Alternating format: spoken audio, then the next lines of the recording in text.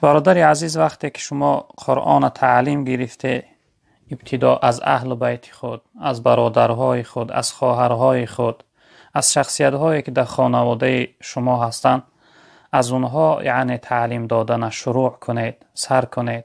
نزدیک‌های خود، جیانهای خود، فرزندای برادرهای خود، خویش تبار نزدیک خود یعنی تعلیم دادن شما سر کنید. هر کسی که گپ شما را گوش میکنه، اگرچه ویها نتونن نزد شما خانه شما آمدن، شما نزد اونها یعنی خانه اپا و خواهرتون باشن، خویش تبار نزدیک در محله باشن، در قریبی باشن، شما رفته در خانهش اونها را یعنی تعلیم قرآن دهه. چون که پیغمبر بزرگوار گفتن خیرکم من تعلم القرآن و علمه.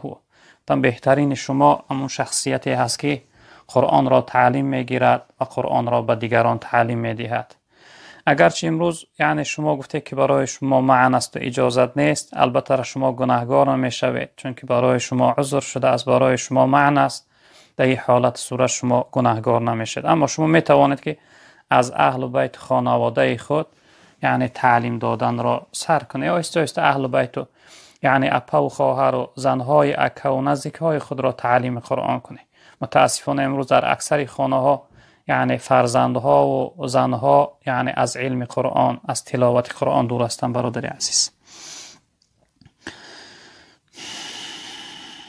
خب جا برادر عزیز سوال کرده که والله علم خواهر اسلامی بوده. السلام علیکم دوملا، سوال دارم. روزه ماه رجب، شعبان و روح پرفتوح آن حضرت صلی الله علیه و سلم بخشی و ختم قرآن نیز بخشی می شود. خب می شود ایشان شاد می گردند، خب و شفاعتشان را به دست می آوریم انشاءالله. خدا خواهری محترم هستی یا اینکه مادری محترم هستی، می تواند انسان که روزه نفلی گیرد یا اینکه قرآن خواند، ختم قرآن را، ثواب تلاوت قرآن را به روح رسول اکرم صلی الله علیه وسلم ببخشد. انشاءالله که روح مبارک از اون انسان شاد و خرسند میشد. اصلا در مذهب ما، در مذهب یعنی حنفی، مستحب است که انسان وقتی که ثواب چیزی را میبخشد، ابتدا به روح مطهر رسول اکرم صلی الله علیه وسلم بخشد، بعد از اون به دیگر مؤمن ها و مسلمان ها و هر کسی میخواه. انشاءالله شما ثواب این روزه هایی که گفته، ثواب اینها یا اینکه قرآن خوانده، ثواب شد و روح جناب پیامبر صلی الله علیه وسلم بخش، انشاءالله که روح مبارک از شما شاد می شود. جه سوالی نیز سوال دیگر هم داشته است. خب در خواب ببینی که روزه‌ات را خورده ای، خب با ناخواست، این به چی دلالت میکند؟ لطف کرده میگفتید یک خواهر اسلامی شما. اکنون خواهر محترمه، این خواب اعتبار نیست، خواب غیر حالت است. انسان در خواب شاید اگر شما زنی صالحه و زنی پاکیزه و زنی به تقوا و به ایمان باشه، شیطان میخواد که شما را تشویش کنه و ناراحت کنه که گویا شما اکنون در روزه شما یگان نقصان کمبودی است که شما خواب دیده که یعنی روزه را خورده نباشه. این خواب شما با روزه شما یگان یعنی ضرر نداره، یگان دخالت نداره، هیچی نیست. اون خواب است. خواب هایی که انسان تشویش میکنه، جناب پیامبر صلی الله علیه و آله از جانب شیطان است. اینها را شما خواهر محترم اهمیت ندهید. سلام علیکم دوملای عزیز، سوال بگویید که پدرم 8-9 سال باز روزه را گرفته نمیتواند از حساب کسل بودنش. من میخواهم فدیه‌اش را بدهم و بگویید به کیها بدهیم درستش. خب من هر ماه برادرم ده یک مقدار پول رای میکنم، همون پول فدیه گویان رای کنم میشود؟ رحمت الله بر شما. نه برادر عزیز، فدیه پدرتون شما باید به شخصیت های رتیه که اونها بین یعنی پدرتون پدر فرزندی نباشه. با برادرها رو وقتی شما روان کرده، فدیه پدرتون فدیهش به فرزنداش داده نمیتونه. شما با عمک هاتون، تقاهاتون یعنی خش تبار قریبه که محتاج کم بغل باشن، صاحب نصاب باشن، در اونان هم درست نمیشود. یا اینکه در محله و قشلاقتون نگاه کنه که کدام انسان محتاجتر و یعنی عاجزتر و یعنی کم بغلتر است برای اونها فرسته بهتر میشه برای شما. اون پولی که به برادرها رای میکنه اونها در فدیه پدرتون حساب نمیخوره برادر عزیز، چون که صدقه های واجبه را اینها را یعنی پدر فرزند بین همدیگر دادن نمیتونه. مثلا فرزند به پدرش دادن نمیتونه، پدر به فرزندش دادن نمیتونه. شما یعنی جانب ها را نگاه کنید، شخصیت های که یعنی در محله و خیش تبارم باشن یعنی برای اونها ده بهتر میشه. خب استاد عزیز، آیا یگان آیتی هست که حکمش باقی باشد و قرائتش بیکار شده باشد؟ در آخر در حق من دعاگو باشین تا که از تفسیر قرآن و از احادیث پیغمبر صلی الله علیه وسلم با خبر شویم و توفیق عمل کردن را برایمان نصیب شود. رحمت خداوند به شما باشد. استاد جان سلامت باشی برادر عزیز. بله هستند آیات هایی که یعنی قرائت اونها منسوخ شده است و حکمشون یعنی در دیگر آیات ها باقی است. اون آیات هایی که قرائتشون منسوخ شده است اونها در قرآن نیستند، اونها در حدیث های جناب پیامبر صلی الله علیه و سلم هستند. اما ما در قرآن آیات های داریم که یعنی حکمشون منسوخ شده است و قرائتشون باقی است. این نوع آیت هم هست. اما آیات هایی که قرائتشون منسوخ شده است اونها در قرآن نیستند. حضرت عمر رضی الله تعالی عنه در زمان خلافتشون گفتند اگر یعنی مردم من چیزی نمیگفتن، من همین یعنی آیات هایی که قرائتشون منسوخ شده است همین ها را من در قرآن داخل میکردم. اگر من این کار کنم مردم میگویند که قرآن یعنی عمر در زمان خلافتش یک کار زیادتی کرد که یعنی در قرآن یک چیز دیگر زیادتی داخل کرد. اینها حکم آیت دارند. در حدیث های جناب پیامبر صلی الله علیه و سلم یعنی اصحاب سنن اینها را آوردگی هستند آیات هایی که یعنی قرائتشون منسوخ شده است و حکمشون باقی است. البته حکمشون در دیگه آیات ها باقی مانده است. اما آیات هایی که یعنی حکمشون منسوخ شده است در قرائتشون نه، اون آیات ها در قرآن هستند. مثلا مثل سوره قل یا مثل آیت یکمی که برای رمضان یا ایها الذین آمنوا کتب علیکم الصیام کما کتب علی الذین من قبلکم لعلکم تتقون. این چنین آیات های زیادی هستند که حکمشون منسوخ است و یعنی قرائتشو باقی مانده است، منسوخ نشده است. با آیات هایی که یعنی قرائتشو منسوخ است اونها در قرآن نیستند برادر عزیز. حکمشو اما در قرآن باقی مانده است که در دیگر آیات ها حکمشون عملی هست. خداوند بزرگوار شما را عالمی با عمل کنه و اون درجه علمی که خداوند در قرآن بیان کرده است والذین اوتوا العلم درجات، خداوند با او درجه شما را رسانه. خداوند خدمتگار دین اسلام مسلمین جامعتون بگردانه. سلامت باشی برادر عزیز. خب السلام علیکم داملو جان، التماس گویید آیا عاق پدر و مادر باشی آنها تو را بخشند رحمت خدا بر تو میرسد و از عاقشان آزاد میشوی؟ بله برادر عزیز، وقتی انسان پدر و مادر آزار داد و اونها وقتی فرزند عاق کردن فقط به گفتار نیست، وقتی خفه شدن یعنی از فرزند عاق شدن، در این صورت یعنی انسان با دوباره وقتی خدمت کرد اونها را و در اونها یعنی حرکت کرد و بخشش پرسید و دعا گرفت، وقتی انشاءالله اونها خرسند شدن این فرزند یعنی از عاق پدری خلاص می شود. یعنی دوباره خداوند گناهی این کمبودی که نسبت به پدر آزار داده بود این گناهش خداوند یعنی نابود میکنه. البته وقتی انسان بخشش پرسید دوباره پدر مادر راضی گردون انشاءالله که خدا هم از او راضی میشه، چون که جناب پیامبر صلی الله علیه و سلم حدیث مبارک شده که رضا الله فی رضا الوالدین، رضای الله در راضی پدر و مادر است، قهر غضب الله در قهر غضب پدر و مادر است.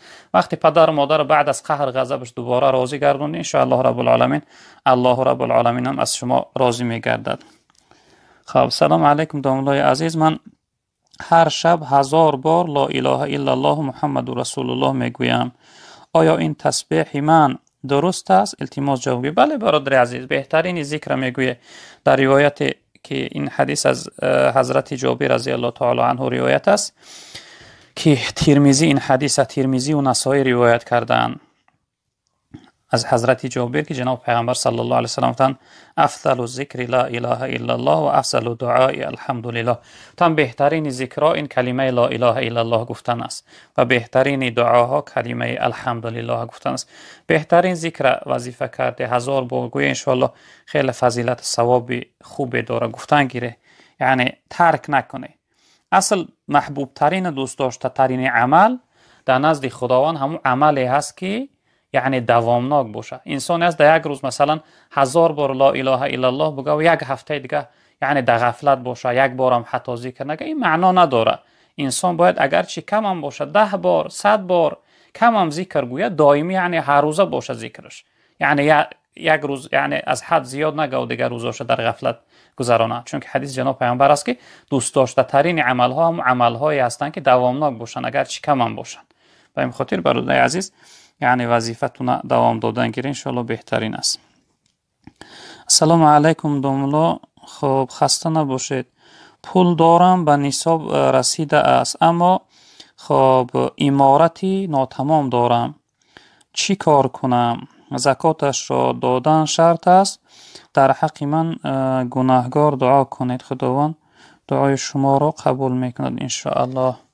خداوند بزرگوار شما را گناهاتون مغفرت بگردونه و بخت سعادت دنیا و آخرت نصیب کنه. برادر عزیز، اکنون وقتی که شما پولتون به نصاب رسیده باشه، وقتی در بالاش که سال گذشت، مثلا یک سال در بالای پول شما گذشت، مثلا امشب روز سالی گذشته، امشب روز پولتون به نصاب بود، امروز حساب کرده که هم پول در نصاب ایستاده است، یعنی کم نشده است.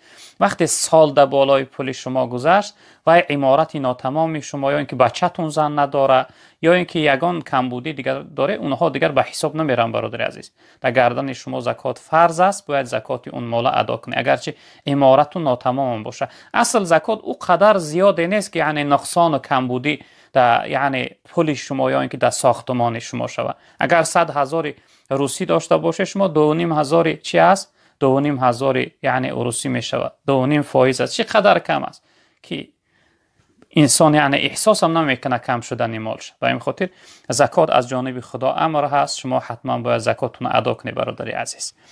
یگان حیله نکنید در زکات که خیلی گناهش گناهی بزرگ است. وعیدهای زیاد اومدن برای انسان هایی که مانع زکات هستند، معن کننده و حیله میکنن. اکثر مردم ما بسیار یعنی بهانه میکنن که بچه تبتی به دختر تبتی به فلان تبتی درست میشوه. البته اگرچه در اپا و خواهر درست شوه، به فرزند که درست نمیشوه، بهترش اپا و خواهر تا دارنده ها یاردم کنه. اما یک انسانی که اکا و برادر رفیق دوستی بای نداره، زکات ها را اونها را تی بعضی مسکین ها و کمبغل هایی که در محله هستند یگان خیش تبار دستگیر یاردم کننده نداره، اونها را دستگیری کنه. این از جوان مردی. فقط مردم ما از یک بهانه گفتن فقط نزدیک میکوان اپا و خواهر تی میشود، اپا و خواهر درست میشود، اما اپا و خواهر تو جوان مردی کن، همت بلنده که با غیرتی که یاردمش کن. اما زکات در یک شخصیتی که اکا و برادری بای نداره، یک انسان محتاج، یک انسانی که امروز چقدر زیاد هستند در جامعه، اونها را دستگیری کنه. بیوزن ها، یتیم ها، طالب علم ها، اون شخصیت ها را دستگیری کنه، ان شاء الله براتون بهتر میشه. خب السلام علیکم استاد جان، سوال: ما در مسکو در بازار پردویس کار میکنیم. صاحب بار به ما میگوید باری یکم ساعت را از بالا مانین و کمی بیزیبهایش را از پایان مانین. ما همین طور میکنیم، مگر ما گناهگار میشویم؟ خداوند دنیا و آخرتت را آباد کند. استاد جان در حق ما دعاگو باشین، مشکلی زیاد داریم. خداوند مشکلی های شما را آسان کنه و دنیا و آخرت شما را برادر عزیز پروردگار آباد کنه. اکنون این سوال شما که آیا شما یعنی چیزهای خوب در بالا میگذاره و چیزهای بد، اکنون این سوال شما را نفهمید. اگر میوگی باشه در حالت پر کردن اگر شما حیله کنه و انسان گفت که یعنی مثلا 1 کیلو سیب برای من کش، 1 کیلو ناک برای من کش، یعنی چیزهای خوب در بالا باشه، از پایان شما بیزیبی ها و معده هاش پر کنید، البته در این صورت گناهگار میشوی. اما اگر وقتی شما اینچنین یعنی در ویترین بزیب کرده گذاشته و انسان گیرنده خودش آمد جدا کرده، چی نوع امروزها هستن جدا کرده گیرید، در این صورت شما گناهگار نمیشه. مثلا انسان وقتی که همون بارش از زینت یا چقدر تازه کنه و کلانها و خوباش از بالا گذاره، این گناه نیست. اما وقتی حیله و فریب شود در هر کاره، بعد از اون فریب یعنی گناه می شود. اگر شما این چیزهای کلان و بینقص از بالا بگذاری و معده ها را در تک بجا کنی، وقتی یک انسان گفت که برای من از همین چیزی معده و بیزیبش دادی، فریب که کردی، در این صورت البته گناه می شود برادر عزیز. خب سلام علیکم برادر عزیز. خب میگویند که انسان دروغگوی در قیامت ای دروغگوی گفته می شود، فریاد کرده می شود. آیا این راست است داملا جان؟ خب بله برادر عزیز، انسان ها را هست روایت هایی که انسان ها را در روز قیامت خداوند موافق همون فعل هاشون یعنی دعوت میکنه. انسان زیناگر ای زانی، انسان عرق نوش ای شارب، انسان یعنی دروغگو ای کاذب، چنین روایت ها هم هستند. اما در حدیث صحیح که این حدیث بخاری و مسلم از متفق علیه است، از حضرت عبدالله بن مسعود رضی الله تعالی عنه روایت شده که جناب پیغمبر صلی الله علیه و سلم گفتند که این الصدق یهدی الی البر و این البر یهدی الی الجنه و این الرجل لا یصدق حتی یکتب عند الله صدیقا. حضرت گفتند که صدق یعنی راستگویی انسان هدایت میکنه، راهنمایی میکنه به سوی خوبی ها. انسانی که عادت فعل راست گفتار داشته باشه، این راست گفتن او انسان به سوی خوبی ها یعنی میکشانه میبره و خوبی ها انسان به سوی جنت میبرن و انسان در حیاتش به چنان راستگوی میشه که حتی در نزد خداوند نام او صدیق یعنی انسان راستگو نوشته میشده است که فلان شخصیت انسان راستگوی نادروغگو است. و در دوام حدیث جناب پیامبر گفتند که و این الکذب یهدی الی الفجور و این الفجور یهدی الی النار و این رجل لا یکذب حتی یکتب عند الله کذابا. گفتن دروغگویی انسان به سوی بدی ها میکشانه، راهنمایی به سوی بدی میکنه، بدی ها انسان به سوی دوزخ میکشانن میبرن و انسان در حیاتش به چنان دروغگوی میشده است که حتی نامی وی در نزد خداوند دروغگو نوشته میشده است. این سوالی که شما دادید جوابش این است که انسانی که در دنیا یعنی فعل دروغگویی داشته باشه، در قیامت یعنی خداوند نام او را در نزد خودش دروغگو گفته می نوشته است. در قیامت این شخصیت یعنی به نام دروغگو چی میکردن؟ فریاد میکردن.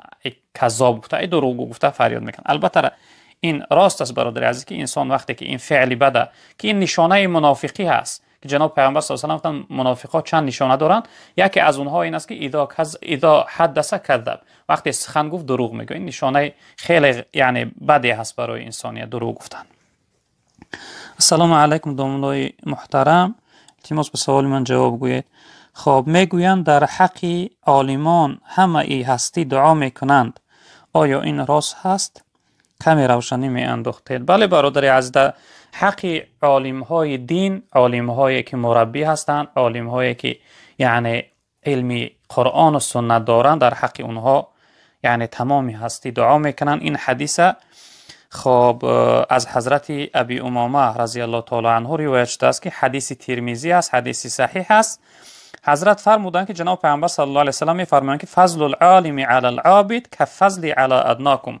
تن فضیلت عالم در برابر فضیلت یک انسان عبادتگر، انسان عامه نه، انسانی که عبادتگر است، یعنی شب تا سحر عبادت میکنه، روز تا بگه نمازخوان است. حضرت گفتن فضیلت عالم در برابر یک انسان عبادتگر مثل فضیلت من در برابر یک کدام شما است. بس توی اهل اصحاب گفتن یعنی عالم در برابر یک انسان عبادتگر جناب پیامبر گفتن مثل جناب پیامبر در بین اصحاب است.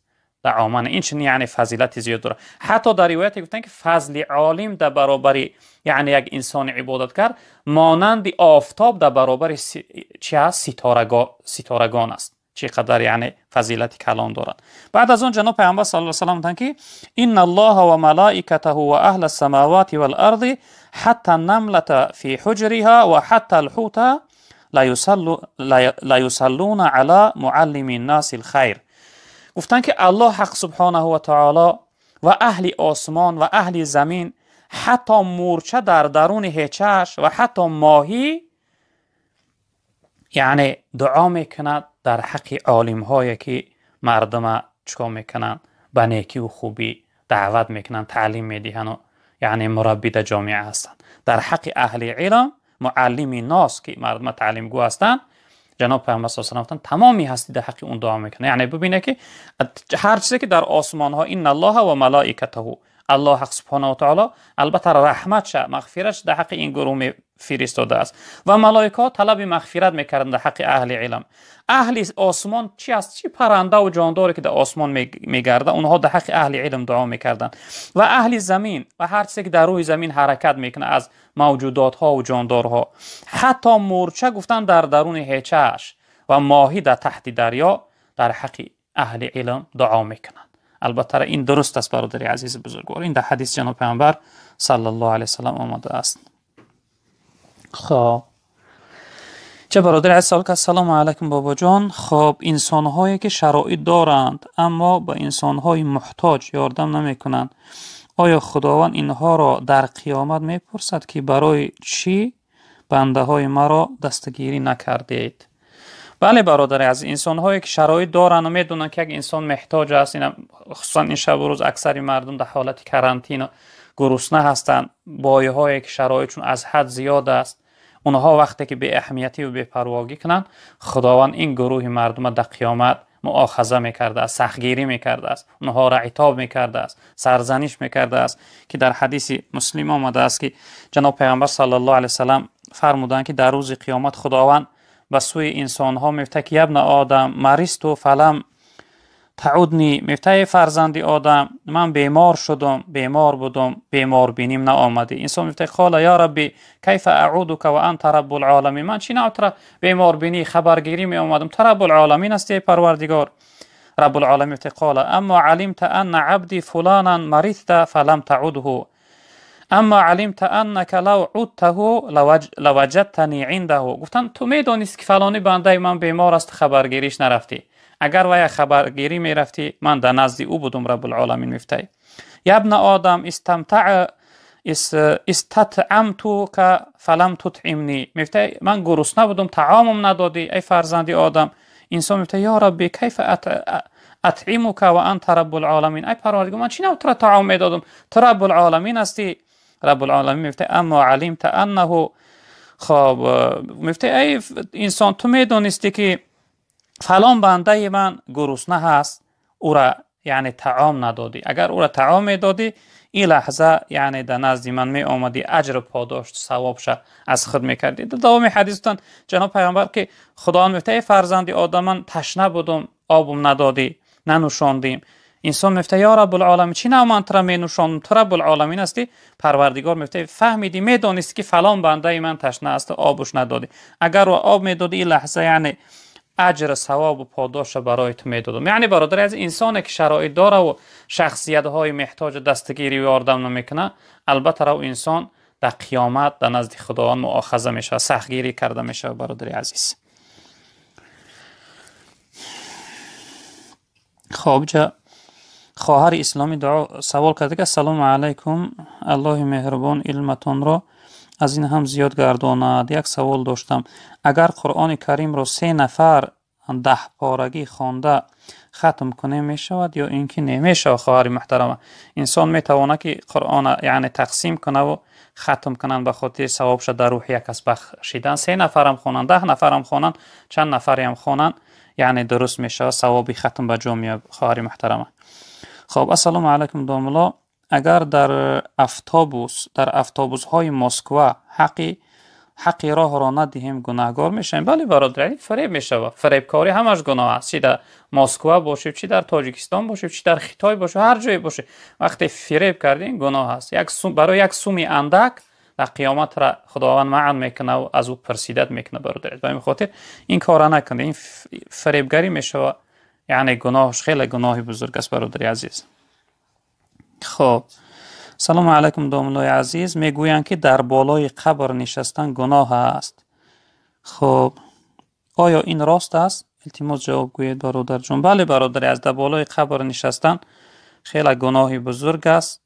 انسان چی نوعی که در زندگیش حرمت احترام داره، بعد از مردنش هم این چنین انسان احترام داره. برادر عزیز در روایتی که مسلم روایت کرده است این حدیث از حضرت ابو هریره رضی الله تعالی عنه، حضرت میفرمایند که رسول اکرم صلی الله علیه و سلم فرمودند که لئن یجلس احدکم علی جمرة فتحرق ثيابه فتخلص الى جلده خیر له من ان یجلس علی قبر. گفتن یک انسان در بالای یک توده لخچه که از آتش میشه، یک توده لخچه آتش نشینه، لباسهای و اون لخچه سوزه و سوزش و در پوستی و رسه و پوستی بدنی و سوزه، براش بهتر است از این که در بالای یک قبر می نشینه. یعنی این یک نوعی وعیدی است که جناب پیامبر صلی الله علیه و سلم گفتن انسان در بالای یک آتش نشستن که او آتش بدن انسان ها می سوزه، در بالای آتش نشینه تا اینکه او آتش بدنش سوزه، برای او بهتر است از اینکه او انسان در بالای قبر یک برادر مؤمن و مسلمانش می. این عمل حرام و نادرست است برادر عزیز. در بالای قبر راه گشتن، در بالای قبر نشستن، اینها در شریعت معنی هستند برادر عزیز. خب سلام علیکم دوستان محترم. آیا در روز قیامت همه به لباس میخیزند، تنی برهنه، زن و مرد؟ التماس همین رو فهمانید دوستان جان. بله برادر عزیز، در روز قیامت همه زن و مرد، همه در روز قیامت یعنی تنی برهنه، یعنی عریان و به لباس میخیزند، همه در محضر پروردگار. این حدیث متفق علیه است، هم بخاری و هم مسلم از حضرت عایشه مادرمون روایت کردن که حضرت میفرمایند که سمعت رسول الله صلی الله علیه و سلم یقول، گفتن من شنیدم که جناب پیامبر صلی الله علیه و سلم میگفتن که یحشر الناس یوم القیامت حفاتا خب عراتا غرلا. میگه من شنیدم که جناب پیغمبر صلی الله علیه و سلم که در روز قیامت همه سر لوچ، بدنی برهنه و ناختنه کرده میخیزند. حضرت میگه قلت، من پرسیدم که یا رسول الله الرجال و النساء خب جمیعا ینظر بعضهم الی بعض. میگه گفتم یا رسول الله زن و مرد همه یک جای میخیزن، هم دیگر، یعنی زنها مردها را میبینن، مردها زنها را میبینن. رسول اکرم صلی الله علیه و سلم که یا عایشه گفتن الامر اشد من ان یهمهم ذلك و فی روایت الامر اهم من ان ینظر بعضهم الی بعض. حضرت گفتن که روز قیامت به چنان روزی سخت و دشواری هست که مردم در یک غم و فکر مبتلا و گرفتاری هستند که دیگر از فکر غم همدیگر را نمیبینن، یعنی به چنان در غم و در فکر فرو رفتگی هستند که نمیتوانند همدیگرشون ببینن. و حضرت این آیتی که در از سوره عبسه هست، آیت 37، جناب پیامبر تلاوت کردن که لکل امرئ منهم یومئذ شأن یغنی. اون روز هر انسان در یک حالت وابسته و در یک حالت گرفتاری هست که اون حالت او را از دیدن غنی گردونده است، بای گردونده است، یعنی دیگه نمیتونه که یک چیز ببینه و یک چیز اهمیت، یعنی در غم جان خودش سرگردان است که در محضر پروردگار در نزد خداوند چی جواب میگفته باشم. البته اون روز خیلی روز سخت و دشوار است. بله برادر، از این در حدیث جناب پیامبر در حدیث صحیح آمده است که تمام زن و مرد در صحرای قیامت یعنی برهنه، یعنی به لباس، یعنی خیزانده می شوند. خب السلام علیکم برادر عزیز. برای چی در وقت مردن یک انسان آدم‌های در نزدش هستند لا اله الا الله بلند میگویند؟ آیا این مردنش رو آسان میکند؟ نه برادر عزیز، لا اله الا الله این تلقین میگویند، این سنت است که انسان‌هایی که در کنار محتضر هستند، محتضر انسانی که لحظه های آخرش مونده است، یعنی وقتی سکرات موتش ده است، انسان‌هایی که در کنار او انسان شخصیت مرنده هستند، اینها باید به زبانی بلند کلمه لا اله الا الله لا اله الا الله تکرار کنند تا اینکه این کلمه در زبان و شخصیت شینه و هم برابرشون گوید. چون که جناب پیغمبر صلی الله علیه و سلم در حدیثی که حدیث صحیح است، ابو داود و حاکم روایت کردن از حضرت معاذ، حضرت فرمودند که من کان آخر کلامه لا اله الا الله دخل الجنه. گفتن هر انسانی که آخرین کلامی که میگوید و بندگی میکند آخری کلامش کلمه لا اله الا الله باشه و داخل جنت میشود. البته فقها معن داشتن که انسان باید به سوی انسانی که در حالت سکرات است و یا نگویند که تو هم تکرار که گو همراه ما، چون که فقط انسان‌های کنارش این کلمه را تکرار کردن گیرند، کلمه لا اله الا الله لا اله الا الله. در روایت دیگر که این حدیث مسلم روایت کرده است از حضرت ابی سعید خدری رضی الله تعالی عنه، جناب پیامبر صلی الله علیه و سلم فرمودند که لقنوا موتاکم لا اله الا الله، گفتن تلقین کنه یعنی انسان‌های میمردگیتون کلمه لا اله الا الله. با هم خاطر است که اگر این سخن یعنی کلمه لا اله الا الله در زبان وی میت انسان میمردگی شینه و حالت جان دادن تکرارش کنه، از خداوند امید است که وی به یگان شک شبهه داخل جنت می شود. خب السلام علیکم استاد جان. سوال آدم روزدار اگر جنوب شود چی طور آبازی باید کند؟ خب در وقتی آب بینی را شستن تا دماغ مگر روزه اش نمی شکند؟ انتظار استاد خداوند یار و خداوند یار و یاور شما باشه. سلامت باشه برادر عزیز. اکنون در انسان در حالت روزه‌داری وقتی که جنوب شد دهان و بینی را، یعنی دهان و بینیش رو قدر سخت نمیشوید، یعنی چی نوعی که در طهارت آیسته چقدر به احتیاط. اما اگر از راه دماغ در وقتی غسل کردن طهارت کردن از راه دماغ هم به سوی حلق انسان آب رو اگر، یعنی و روزش فاسد میشه. با این خاطر چقدر به احتیاط دهان و بینیش آهسته میشه و غرغره نمیکنه دهانشو. بینیش هم یعنی تا اون کجی های دماغش آب نمیبره به خاطر احتیاطی. بعد از اون بیگاه که شد میتونه هم غرغره کنه هم بینیش به پاکیزگی شوی برادری عزیز. خب استاد جان، یک مولای ما در همه وقت بعد نماز شام تسبیح میگوید، ولی ماه رمضان آمد بعد شام خب دیگر تسبیح نمیگوید. استاد جان شما بیان میکردید آیا تسبیح گفتن بهتر است یا اینکه به خاطر روزه‌داران تسبیح نگوییم بهترش کدام است؟ فی امان الله. سلامت باشه. اکنون برادر عزیز این تسبیح های بعد از نماز از جمله فضائل الاعمال هستند، فضیلت در عمل است و ترک کردنش انسان گناهگار نمی شود، اما کسی که گویا براش بهتر است. و در بعضی از روایت ها دیگر حدیث های هم هستند که یعنی ذکرهای بعد از نماز 10 باری هم جناب پیامبر صلی الله علیه و سلم یعنی امر کردگی هستند. انسان اگر یعنی اونقدر گرسنه باشه و یعنی طاقت نکنه دیگر، چی خوب میشه که 33 بار که نتوانست هم 10 باریش حد اقل گویا. اگر ایش هم که نتوانست هیچ ضرر نداره، میتونه که یعنی دعا کنن یعنی طعامشون خورن. چون که اکثرا در وطن ما در بسیاری جاها عادت است که بعد از نماز شام ذکرهای بعد از نماز نمیگوین. این ضرر نداره، کسی گفت ثواب میگیره، کسی نگفت گناهگار نمیشه برادری عزیز. خب سلام علیکم داملا جان، درباره فضیلت اصحاب پیغمبر صلی الله علیه و سلم یک چیزی میگفتید. برادری از اصحاب پیغمبر به همه معلوم هستند. اصحاب پیغمبر بهترین شخصیت ها بودند. اصحاب پیغمبر شخصیت هایی هستند که جان و مال و حیات و همه هستی را فدای راه خدا، دین خدا، پیغمبر خدا صلی الله علیه و سلم کردند. ما همه مدیون اونها هستیم. اصحاب پیغمبر شخصیتی هستند که خداوند در شأن اونها گفت که رضی الله عنهم و رضوا عنه، پروردگار از اونها راضی گردید و اونها در برابر اطاعت فرمانبرداری پروردگار از خدا راضی گردیدند. اصحاب پیغمبر خیلی بزرگوار هستند. اصحاب پیغمبر شخصیت های هستند رضای خدا را، محبت خدا را از خود کردن. خوشا به حالشون که دیدار جناب پیغمبر صلی الله علیه و سلم دیدن. خوشا به حالشون که در پیغمبر خدا، در دین خدا در روز مشقت و دشواری ها خدمت کردند. خیلی بزرگوار هستند. در باره فضیلت اصحاب جناب پیغمبر صلی الله علیه و سلم میفرمایند که این حدیث بخاری هست. جناب پیغمبر صلی الله علیه و سلم فرمودند که خیر الناس قرنی ثم الذين يلونهم ثم الذين يلونهم. گفتن بهترین مردم شخصیت هایی هستند که در دور من هستند، یعنی اصحاب بزرگوار.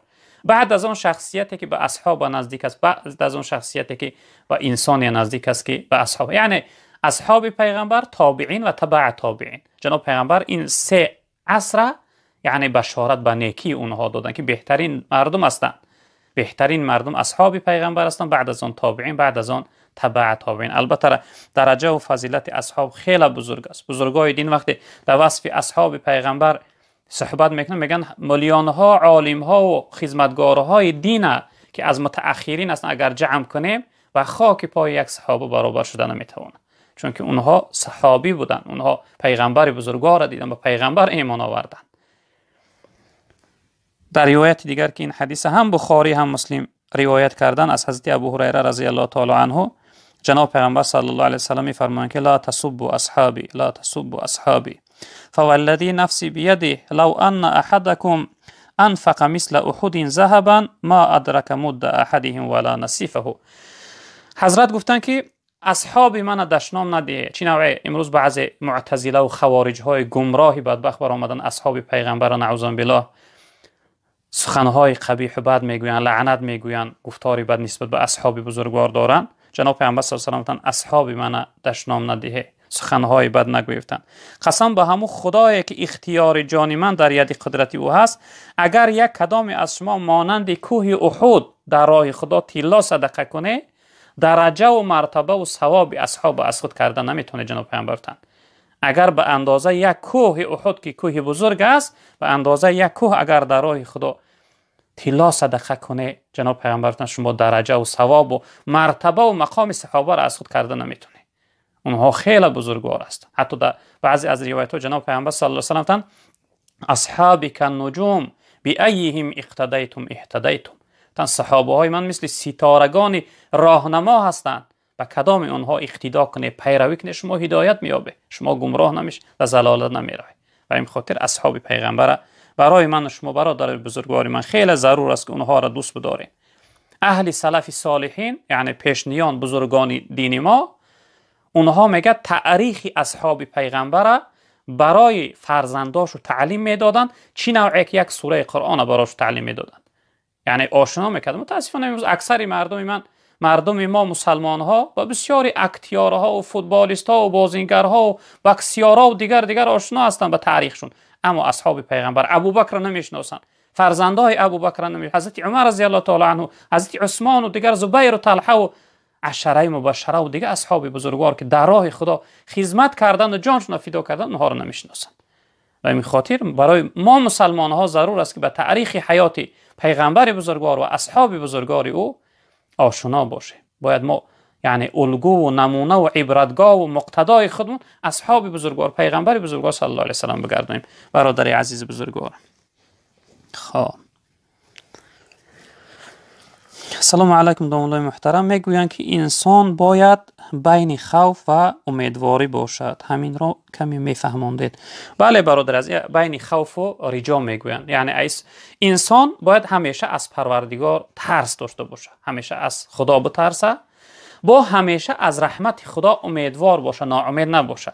مثلا بین خوف و رجا همین است که انسان از این جانب نگوید که من حتما دوزخی هستم، خدا من نمیبخشه، دوزخ میبره و عذاب میکنه.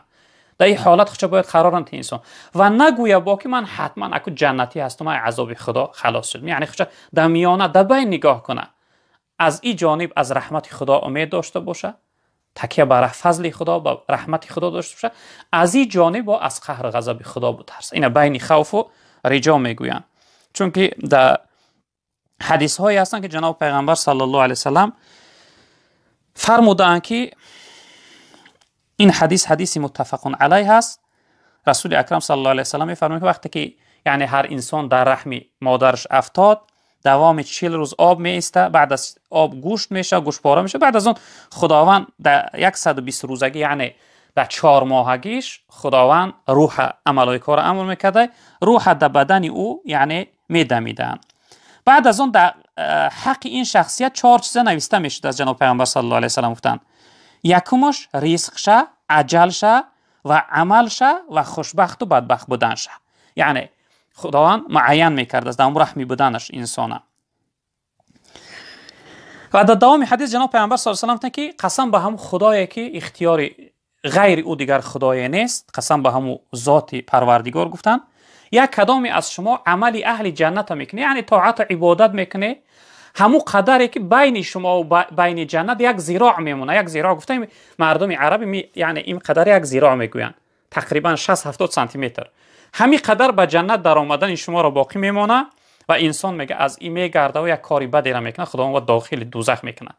و یک کدامی از شما کارهای اهل دوزخ یعنی گناه و معصیت میکنه، حتی بین و بین دوزخ یک ذراع باقی میمونه، در آخری کارش میگرده یک عملی خوب و شایسته میکنه که خداوند گناهاش میبخشه، او را داخل جنت میکنه. یعنی که انسان از روی عمل باید مغرور نشوه که های من همیشه نمازخوان و روزدار و انسان صالح خوب هستم، دائم یعنی در راه گناه هم نباشه. در روایت های دیگر هم جناب پیامبر صلی الله علیه و سلم این چنین گفتن که یعنی جنت و دوزخ برای شما به نهایت نزدیک هستند، که این حدیثی بخاری است. یعنی چنین روایت ها خیلی زیاد هستند که جناب پیغمبر صلی الله علیه و سلم امر کردند که انسان باید خود را، یعنی عقیده ما اهل سنت و الجماعه باید همین باشه که خود را در میانه نگاه کنیم، از این جانب از رحمت خدا ناامید نباشیم، همیشه تکیه بر رحمت و فضل و کرم و بخشندگی خدا داشته باشیم، از این جانب با از مکر خدا ایمن نباشیم. حضرت ابوبکر صدیق رضی الله تعالی عنه میگه بچنان تقوای سختی داشتن که میگفتن که اگر خداوند من بره یک پام داخل جنت کنه، حالیم از مکر خدا ایمن نیستم، میترسم که مبادا خدا امر نکنه که ابوبکر گردانده دوزخ بره. یا اینکه جای دیگه میفرماید که اگر خداوند در روز قیامت بگه که همه مردم صحرای قیامت جنت میروند مگر یک انسان جنت نمیرود، حضرت ابوبکر صدیق رضی الله تعالی عنه میگه من میترسم که یک نفری که جنت نمیره من نباشم. یعنی چنین ترس داشتن. به همین خاطر انسانیت هم باید در بین خوف و رجا قرار نه است از رحمت خدا ناامید باشه، چون که ناامیدی از رحمت خدا کفر است. انسان نسبت به ذات پروردگار یعنی بخیلی و نابخشندگی را نسبت میده. وقتی انسان ناامید شه بگه خدا من نمیبخشه، گویا نعوذ بالله انسان خدا را بخیل میدونه. انسان همیشه تکیه و امید به رحمت فضل و بخشندگی خدا داشته باشه، از این جانب و از قهر غضب و عذاب باش خاطر جمع نباشه. یعنی در بین خودش همیشه انسان قرار ده. خب سلام علیکم دوستان محترم. انسان هایی که امر معروف را ترک کنند چی می شود حال آنها؟ حال آنها از رحمت خدا محروم میشن. حال آنها یعنی انسانی که وقتی نشنید، اصل دین خودش نصیحت است. جناب پیامبر گفتن الدین و النصیحه، گفتن دین خودش خیرخواهی نصیحت است. وقتی اونها از امر معروف و نهی منکر یعنی ترک کردن امر معروف و نهی منکر اختیار نکردن، البته در جامعه اونها فساد پیدا میشه، فحشا پیدا میشه، ناپاکی پیدا میشه، بدرفتاری و بد اخلاقی و یعنی ناخوبی ها پیدا میشه. جناب پیغمبر صلی الله علیه و سلم در حدیثی که این حدیث ترمذی روایت کردن میفرمایند که از حضرت حذیفه رضی الله تعالی عنه روایت کردن، جناب پیامبر صلی الله علیه و سلم فرمودند که والذی نفسی بیده لتأمرون بالمعروف ولتنهون عن المنکر او لا یشرکن الله ان یبعث علیکم عقابا منه ثم تدعونه فلا یستجاب علیکم. جناب پیغمبر گفتن که قسم به هم خدایی که اختیار جانم در ید قدرتش است، شما امر معروف و نهی منکر کنه، اگر این کار نکنه هیچ یگان شکی نیست که پروردگار عذاب شه عتاب شه به بالای شما را میاره. چی نوع امروز ببینید روی دنیا از این وبا ناتنج ناآرام و ناراحت است. حضرت گفتن که خداوند عقاب شه یعنی عذاب شه به بالای شما را میاره، بعد از اون شما هر چند دعا کنی خداوند دعای شما را قبول نمیکنه. یعنی وقتی که انسان از جامعهش امر معروف و نهی منکر دور شد، منتظر عتاب خدا باشه، عقاب خدا باشه، عذاب خدا باشه.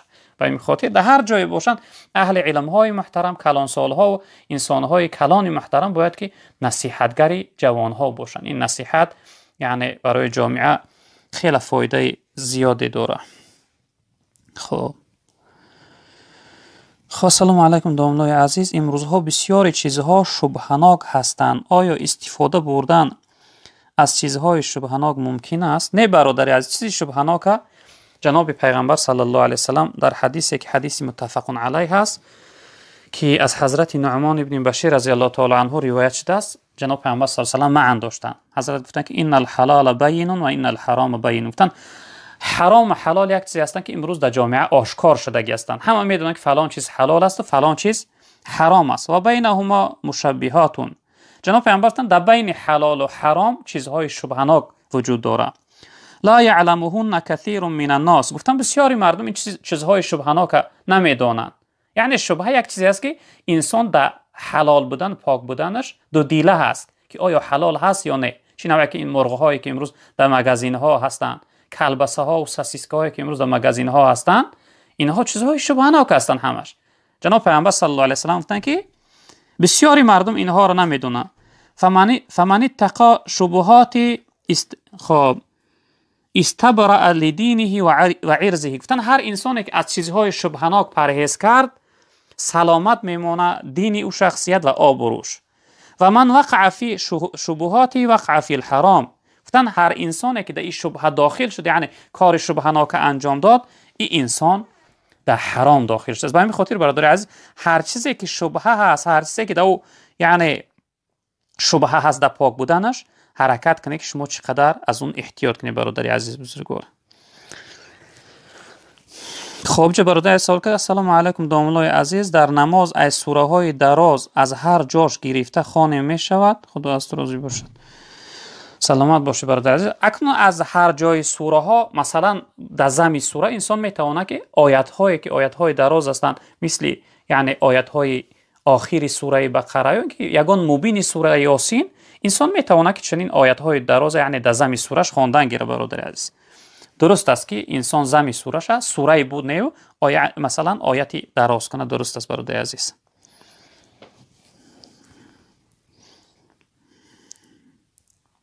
خب چه برادر سلام علیکم دوملا. خب سوال دارم.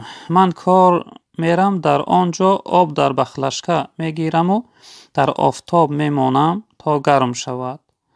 خب تا آبیده برای طهارت ممکن است؟ بله برادر، از هیچ گپ نداره، ضرر نداره. وقتی شما آبتون در یگان چیزی طاهر تازه نمازی گرفته در آفتابی بمانه گرم شود با او طهارت کردن یگان مانعیتی نداره، براتون درست است برادر عزیز.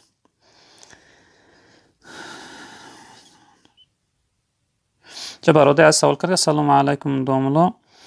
خب سوال داشتم. امام میتواند اذان و قامت گفته با 3-4 نفر قطیش باشند؟ بله ضرر نداره. مثلا یک انسان هم اذان گویه و هم قامت کنه هم پیش درآید، این یگان مانعیتی نداره. اکنون به خاطر ثواب بهتر است که یک انسان دیگر اذان گویه تا اینکه اونم از ثواب بهره ور شود. اذان گویه قامت گویه امام پیش درآید.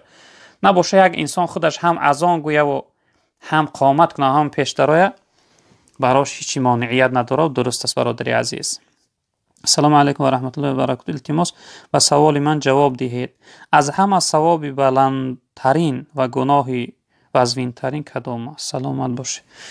اکنون از همه گناه بلندترین، از همه گناهی که گناه نابخشیدنی است، این شرک به خدا است برادر عزیز. کسی در برابر خداوند شریک میاره، مثلا همچون یک بت را معبود قرار میدهه، این گناه نابخشیدنی است که در سوره نساء آیت 48 خداوند میفرماید که ان الله لا یغفر ان یشرک به و یغفر ما دون ذلک لمن یشاء.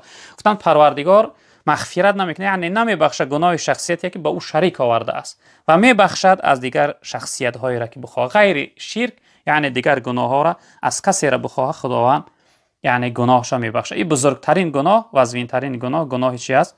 گناه شرک است. از همه وزین ترین ثواب صبر است برادر عزیز بزرگوار. جناب پیامبر صلی الله علیه و سلم حدیث مبارک شناس که این عظم الجزاء مع عظم البلاء. گفتن از همه عظیم ترین یعنی جزا ثواب برای همراهی بزرگترین بلا هست. یعنی وقتی بلا با بالا انسان آمد، بلا چیکار میکنه؟ صبر میکنه.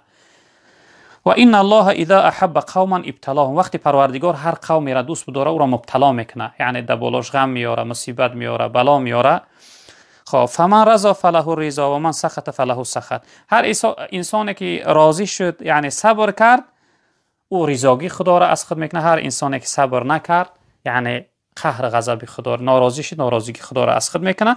و از همه ثواب بلند در روز قیامت ثواب صبر هست که در آیت قرآن است. رب العالمین میفرمایند که در قیامت هر انسان وقتی دعوای ثواب میکرده است، انسان صبر کننده ها به خدا مراجعت میکردن، وقتی طلب ثواب میکردن یعنی ملائکه ها ثواب صبر اونها را ادا کردن نمیتوانستند. بعد از اون خداوند خود خطاب میکرده است به کام زبان که انما یوفی الصابرون اجرهم بغیر حساب. میفته امروز من صبر کننده ها را ثوابشون به حساب یعنی به نهایت زیاد براشون ثواب میبخشم. خب سلام علیکم دوملای عزیز. میگویند که این دنیا ملعون است، آیا این گپ راست است؟ اکنون ملعون، دنیای ملعون به معنای لعنت کرده شده میشه. دنیای ملعون است که دنیا انسان از خدا دور کنه، از عبادت و بندگی خدا دور کنه. دنیایی که بعضی برادرهای ما میرن کار میکنن، نماز قضا میکنن. دنیایی که بعضی برادرهای ما از روی دنیا شده قطع اکا و دادرشون قهری میکنن. دنیایی که بعضی انسان ها از روی دنیا شده فرعون و نمرودی دور زبان میشن. البته اون دنیا ملعون است. اما دنیایی که انسان ابوبکر صدیق کنه، دنیایی که انسان به خدا قریب کنه، اون البته ملعون نیست. البته در روایت که این حدیث ترمذی روایت کرده است میفرمایند که جناب پیامبر صلی الله علیه و سلم فرمودند که الدنیا ملعونه و ملعون ما فیها. گفتن دنیا لعنت کرده شده است و لعنت کرده شده است هر چیزی که در دنیا هست الا ذکر الله. گفتن مگر ملعون نیست ذکر یاد الله. هر انسانی در ذکر خدا باشه، در فرمانبرداری و اطاعت خدا باشه، او انسان ملعون نیست. و ما والا و انسان هایی که کارهای خوب میکنند در دنیا، مثلا از دنیا به طرز درست و ثواب استفاده میبرند، اونها هم ملعون نیستند. و عالما او متعلما، انسان های عالم و متعلم هم ملعون نیستند، گفتن جناب پیغمبر صلی الله علیه وسلم. خب برادری از سوال کرده سلام علیکم دوملای محترم، و التماس می سوال من جواب گردانید. خب در هر مجلسی که امر معروف نباشد آن مجلس چی ضرر میکنه؟ ضرری بزرگ میکنه برادر. از هر جایی که ذکر یاد خدا نباشه البته اون بدترین مکان است، مکانی است که ملائکه های آسمان در حق اون مجلس لعنت میگفتند. در حدیث های جناب پیامبر صلی الله علیه و سلم است که از اونجا یک بوی غلیظ بد بالا میشده است. البته اون مجلسی که در اونجا ذکر یاد خدا نشه و مردم جمع زنن، اون بدترین است. در حدیثی که ابو داود روایت کرده است از حضرت ابو هریره رضی الله تعالی عنه، حضرت میفرمایند که جناب پیامبر صلی الله علیه و سلم فرمودند که ما من قوم یقومون من مجلس لا یذکرون الله تعالی فیه الا قاموا عن مثل جیفة حمار و کان لهم حسرة. گفتن هر قومی که وقتی از یک مجلسی که میخیزن، یعنی بلند میشوند و جدا میشوند، وقتی در اون مجلس ذکر یاد خدا نداشته باشند، اون قوم مثل خری مرده بو گرفته هستند، مثل خری مردگی بو گرفته هستند و برای اونها در روز قیامت حسرتی هست. در قیامت این گروه مردم اهل حسرت میخیزن. البته هر مجلس محفلی که در اونجا ذکر یاد خدا نباشه و در اونجا امر معروف نهی منکر نباشه، در قیامت اهل حسرت میخیستند. و صلی الله تعالی علی خیر خلقی اصحاب اجمعین یا ارحم الراحمین.